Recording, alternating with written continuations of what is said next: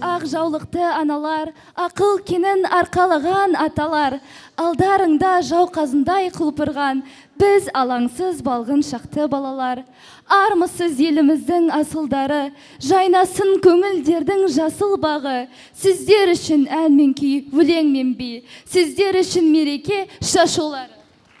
Добрый день, уважаемые гости! 1 октября отмечается Международный день пожилых людей. Об уважении ко всем членам общества, признании их заслуг и значимости их труда говорит тот факт, что в нашей стране, наряду со многими праздниками и памятниками, введен, безусловно, волнующий и приятный для многих праздник День пожилых людей. Эти люди всю жизнь отдали труду, воспитанию детей, которые, приняв у них эстафету, продолжают начатое ими. Дүниеге келер бір рет, дария кеуде таумысың, құрыштан құйған құдірет, қарттарым аман саумысың? Біздің халқымыздың сондай ерекшеліктерінің бірі үлкенді сыйлау, оның сөзіне құлақ асу. Қазақ қарты жасына лайық, ауызы дуалы, сөзі берекелі, ісі тыңғылықты, ойы терең ақылы, телеге теңіз болып келеді. Міне, осындай теңеуге лайық қарияларды жылына бір рет келетін мерекелермен құттықтай отырып, қарттарын қадірлеген ел ардақты аты кешімізге қош келдіңіздер. Сәлеметсіздер ме, құрметті аналар, аталар, әжелер. Бүгін сіздердің үлкен мерекелеріңіз. Сіздер осыншама жасқа келіп, талай қызықты көріп, балаларыңыздың, немерелеріңіздің барлығының қызығын көре отырып, бүгін сіздерді 59-шы мектеп лицейінің оқушылары сіздерді құттықтағалы отыр. Сіздер әр уақытта өздеріңіздің өсірген балаларыңыздың қызығын көруге сіздерді тек қана Алла соған нәсіп етсін деймін. Енді құрметті ата-аналар, әжелер, қарттар, сіздер мына бір үлкен сөзді мен ойыма алғым кеп тұр. Қарты бар үйдің қазынасы бар дейді. Әр уақытта сіздер аман болыңыздар. Сіздер бар болсаңыздар, біз әр уақытта қуанышта жүреміз. Әр уақытта есіктен кіріп келгенде апам қайда, әжем қайда деген немерелеріңіз арттарыңыздан еріп жүрсін. Сіздердің дендеріңіз сау, әр уақытта аман есен болып, осы жарық дүниенің қызығын көре беріңіздер. Біз сіздердің қызықтарыңызға тоймай, сіздердің болашақтарыңызға, өмірлеріңізге разы болып, сіздердің басып өткен жолдарыңызды біздің мына отырған оқушылар бассын. Сіздердің еңбек етіп өмірде жасап кеткен жақсылықтарыңызды біздің мына балалар көрсін. Сондықтан сіздерге тек қана Алла денсаулық берсін. Өмірлеріңіз ұзақ, дендеріңіз сау, әр уақытта отбасыларыңызбен бірге болып, қуанышта, күлкіде болыңыздар. Сіздерді біз жақсы көреміз. Сондықтан сіздердің өмірлеріңіз бақытты өмір деп ойлаймын. Тек қана сіздерге жақсылық тілеймін. Люди пожилые, сердце молодые, сколько повидали вы путей и дорог. Горячо любили и детей растили, и надежды жили, меньше бы тревог. Ендеше алдарыңызға мектебіміздің оқушыларының мерекелік жыр шашуын қабыл алыңыздар. Асыл әжем, шырағым болып шағыламын, жетелеген арманға, сенен ыстық жан бар ма? Асыл әжем панам, ойлан деп балам, оянсын деп санам, ақылымды айта бердім. Бір қызық қымбат, ертегі жұмбақ, тарихымды тыңдап, мен өмірге қайта келдім. Көбелектей гүлден гүл аңсаған, бақытымды бірден бір аңсаған әжем. Бағым сезім арналады бұл ән саған. Асыл әжем, сәл көрмесем сағынамын. Асыл әжем, шырағым болып шағыламын, жетелеген арманға, сенен ыстық жан бар ма?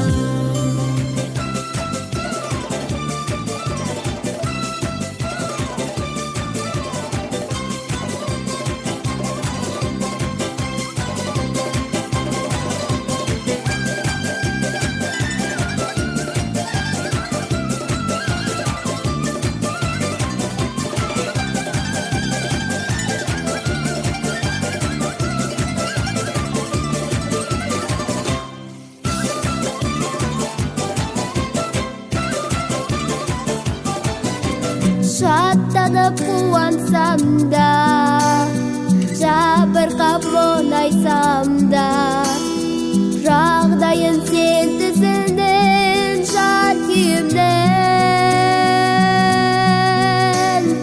Болса да өз отбасым, отаным ошаққасым, мен сенің бесіктегі әлдейімін.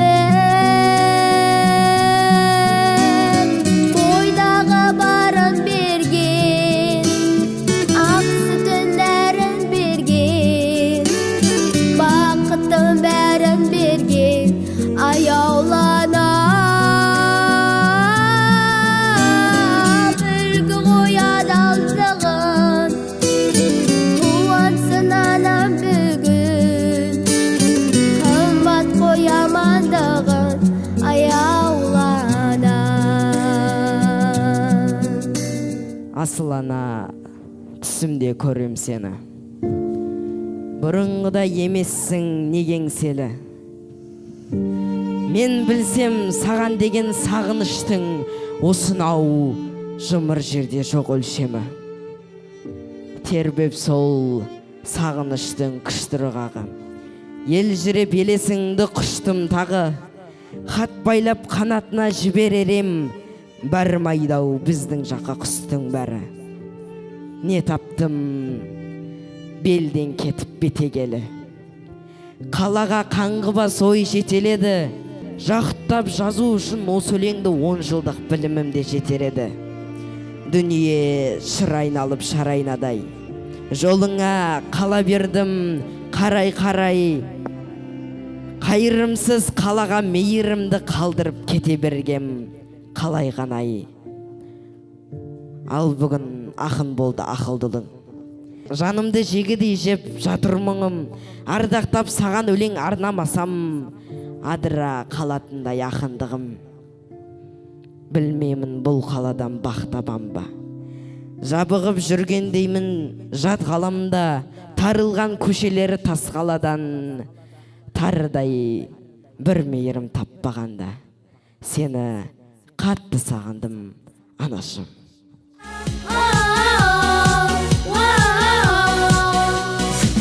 Түркі елі бір туысқан тату халық, жүрек жолы болашағы айқын анық. Бейбіт өмір мәңгілік ел аңсағаны, мейірбанды нұрлы жүзі жарқын халық. Паралелді тыңдатып, ән саламыз шырқатып, бір шаңырақ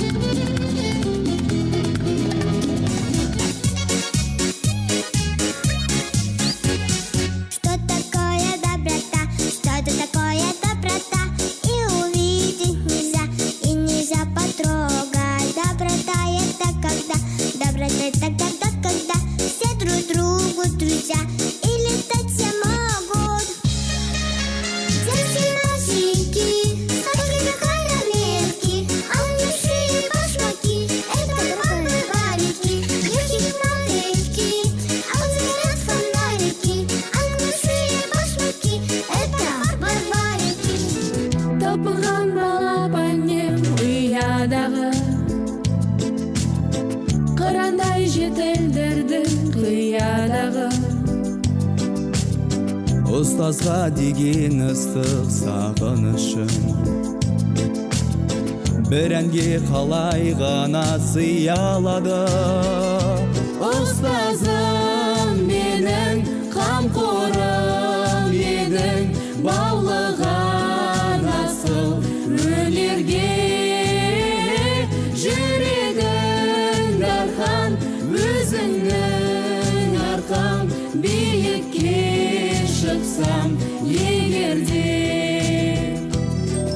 Dancing bears, painted wings, things I almost remember, and a song someone sings once upon a December.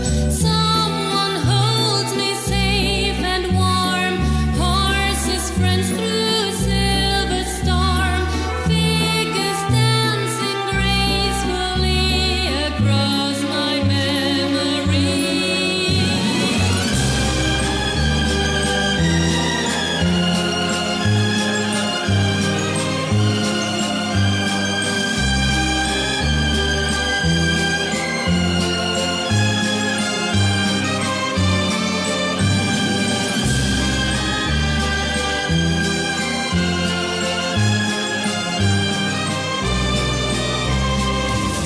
Қайт оралды қазағымның бүгін дәстүрлері, ай, көптен күткен халқымыздың асыл арман еді, ай. Берекелі қазақ жері ел мерекелі, дәстүрлерін жоғалтпаған қазағымның бол ежелгі. Шілдехана бесік той, тұсау кесерсіңде той, ай, шіркін ай. Құда түсу сырға салу бетті шарымай. Алты бақан аясында солу бой жеткен, қыз бозбала кен даланы әнімен әсем тербеткен.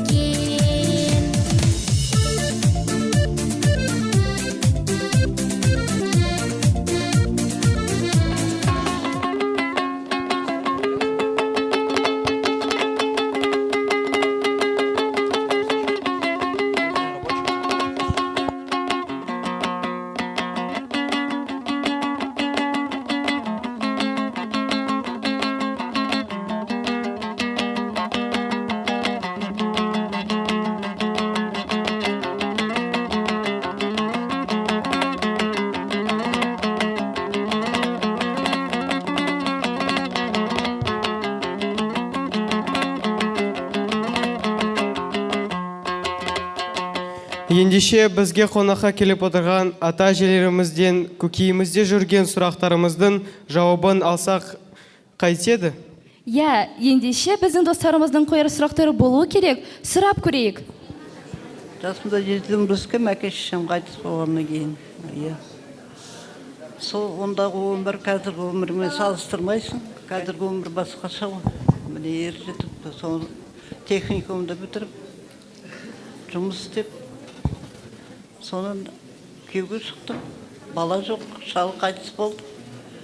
40 жыл жететтік, 17 жыл болды қайтқанда. Сол қазір мен қарттар үйіндемін. Аллаға шүкір. Өткен жылы 80-ге келдім, курортқа жібердім. Қазір 81-демін. Өздеріңіз зор денсаулық тілеймін. Отанымызда бейбітшілік болсын, өмір жастарымыз ақ болсын, әке-шешелерің аман болсын. Қызықты өмір сендердің уақыттарың, балапандар. Өмірлеріңіз ақ болсын. Өте қуанышты бүгін бізді осылай сыйлап шақырғандарыңызға рахмет. Енді өздеріңіз осы біз сияқты кореялар болыңыздар, қызық көріңіздер, балаларыңыз болсын, тек қана жақсылық болсын. Тек қана жақсы оқыңдар.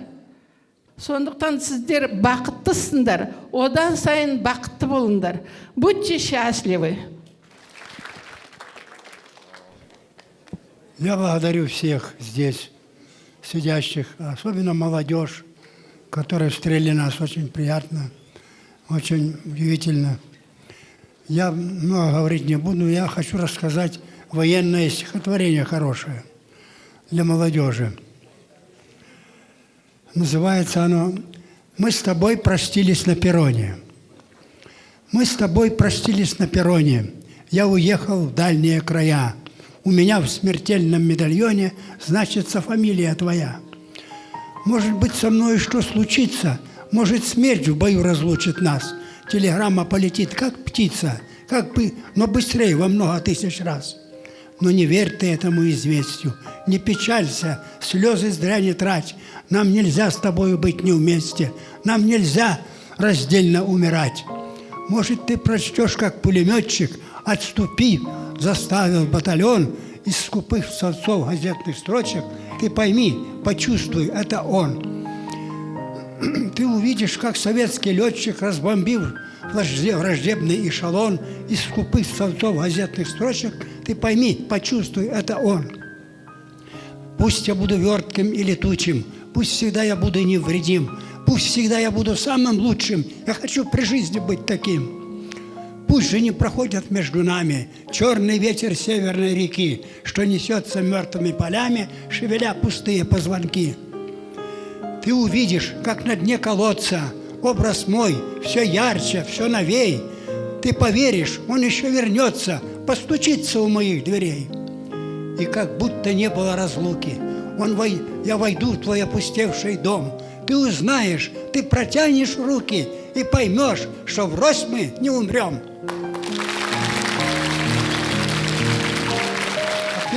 Во-первых, хочу пожелать всем молодым людям, я тоже когда-то такой был. Я служил за границей в Германии 4,5 года. Вот. Был в Венгрии, пораненный очень много. Все это прошло уже. Сейчас я нахожусь в доме престарелом. Уже 20 лет я в этом доме. Жену похоронил свою. Она тоже была военная. Вот. Желаю всем здоровья, благополучия, учиться хорошо, любить свою родину, любить друг друга. Поэтому слушайтесь родителей, уважайте родителей. Вот. И учитесь в школе, чтобы все было прилично, хорошо. Вот. Я тоже учился, я здесь родился в Александровке, учился на 42-м разъезде. Вот. Потом учился в Москве, окончил ШУКС, школу укрепления командного состава. Вот. Служил в Германии 4,5 года, был в Венгрии. Вот вся моя история, которая... Сейчас уже 20 лет я нахожусь в доме престарелом. Спасибо вам.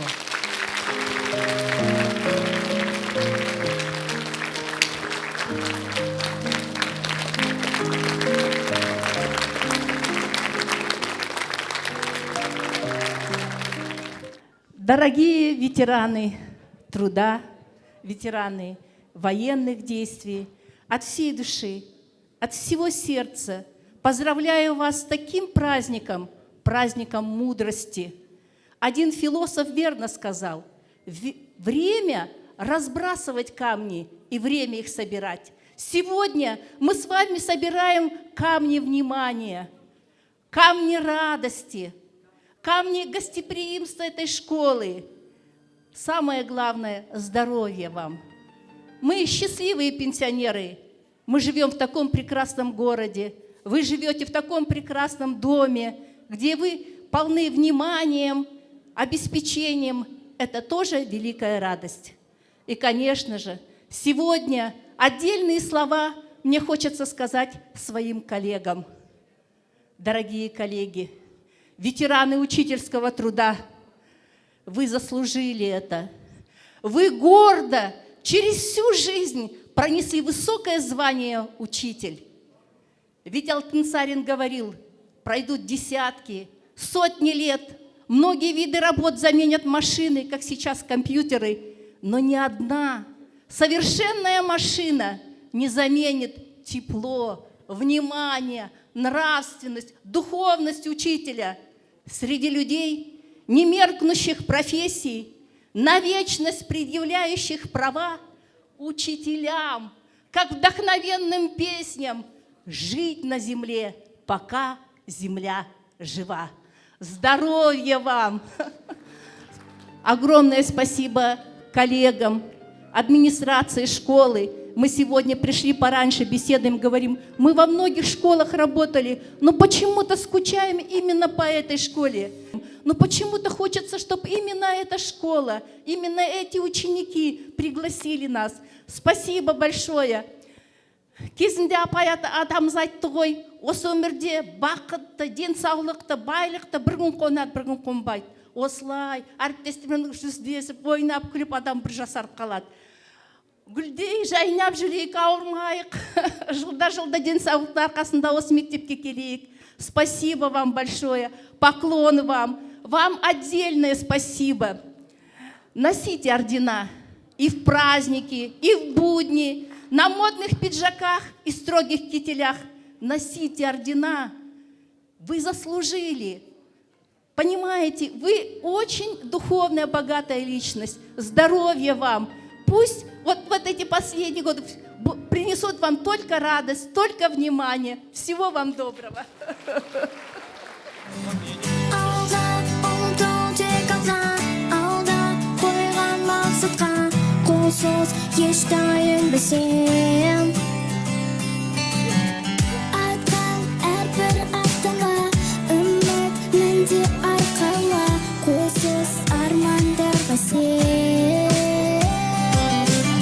Болашақ жақын болсын, бірлікпен отап толсын, жетелейтін бізді тек алға. Біріміз бірге бір үйдің баласындай, қол ұстасып таң қалмай, жылжима сонда тек алға. Біріміз бірге бір үйдің баласындай, бірлігімізді сақтай, жылжима сонда тек алға. Бәріміз бірге, бәріміз бірге, қазақ елі. Бірге бір үйдің баласындай, бірлігімізді сақтай, жылжима сонда тек алға. Бәріміз бірге, бәріміз бірге, қазақ елі.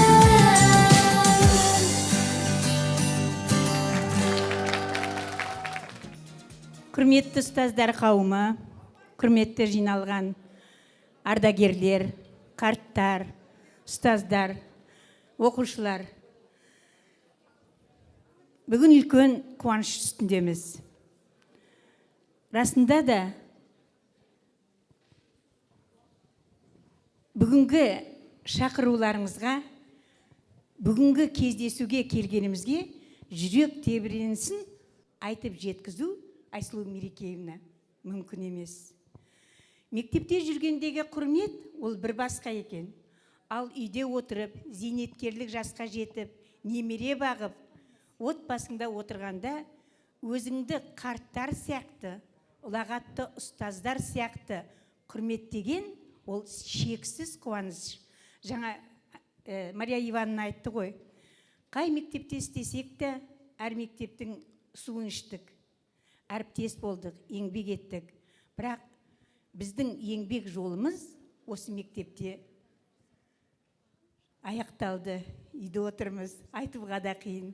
Сондықтан да әр мектептің өзінің ерекшелігі бар шығар, бірақ бұл мектеп бізге өте ыстық. Сондықтан да осындай кездесуді ұйымдастырған мектеп әкімшілігі сіздерге, Айсұлу Мерекеевна, өзімен бірге әріптес болған Анар Жұмабаевна, тағы да басқа барлық ұстаздарға, оқушыларға, осы мұғалімдер атынан сіздерге көп алғыс білдіремін. Еңбектеріңіздің жемісін көріңіздер. Жақсы шәкірттер сіздерге келсін. Мұғалімнің мәртебесін көтеріп жатыр. Соны осы отырған оқушылар да сезіне білсін.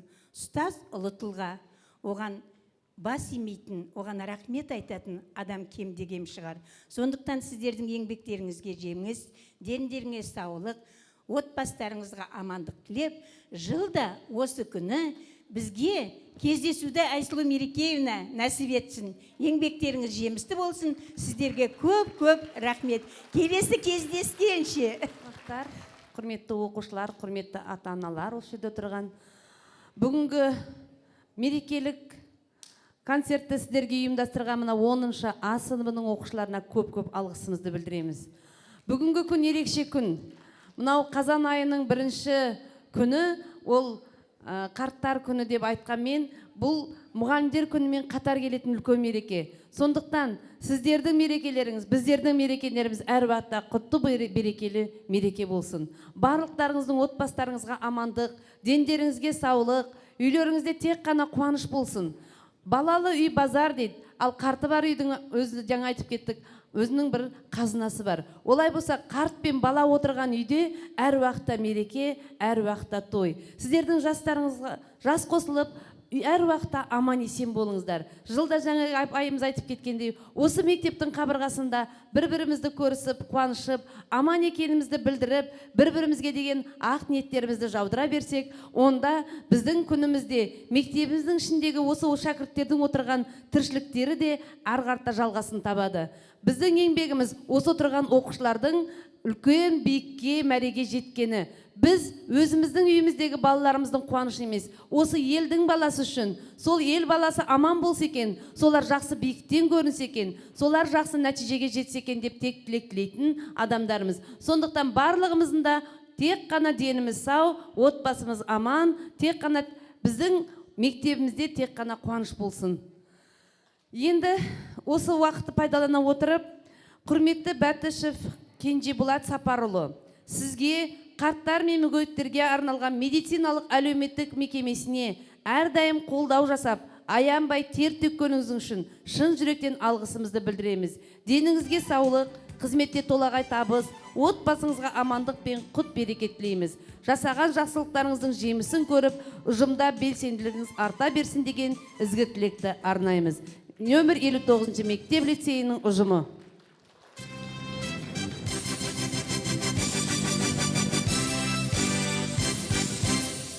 Я хочу выразить благодарность от сотрудников и присутствующих здесь ЦШО «Рапа». Всем большое спасибо за ваше такое красивое мероприятие. Я желаю всем вам здоровья, что вы такие красивые, милые, что вы уважаете нас, взрослых. И от всей души желаю вам крепкого здоровья. Спасибо большое.